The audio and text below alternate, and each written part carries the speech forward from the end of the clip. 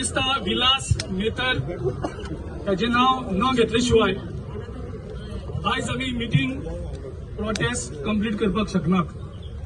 2020 ज्या तरेन विलास मेतराक एक आरटीआय एक्टिव्हिस्ट एक बिल्डरा अगेन्स्ट आरटीआय घातली म्हणून ताका जळोवन मारलो, म्हणजे जिते मनशाक एक्टिव्हिस्टाक जळोवन मारलो, ही परिस्थिती 2020 जाली आणि हे तांकां पचलें अशें तांकां दिसलां। त्याच्या नंतर कितलेशेच एक्टिव्हिस्टाचेर हल्लो जालो, रामाचेर 3 फावटी हल्लो जालो।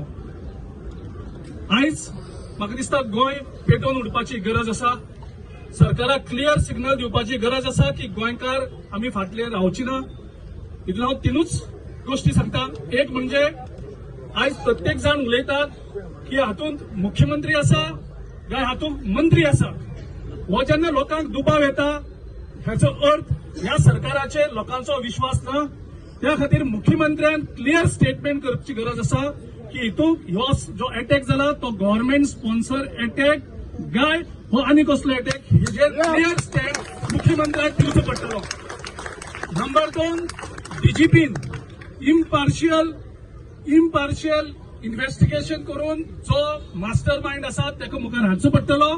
कारण आमी पळयला जॉब जे स्कॅम जाले कॅश फॉर जॉब हाका जेन्ना एक्चुअली एक्युज्डा अरेस्ट केले आणि त्यांनी जेची कोणाची नावं सांगली त्याका भितर धरून ती केस काबार केल्ली आसा, ही गोंयकारांच्या मुखार आसा। ही केस तशी जावची ना, जी आमी घेवची पडटली।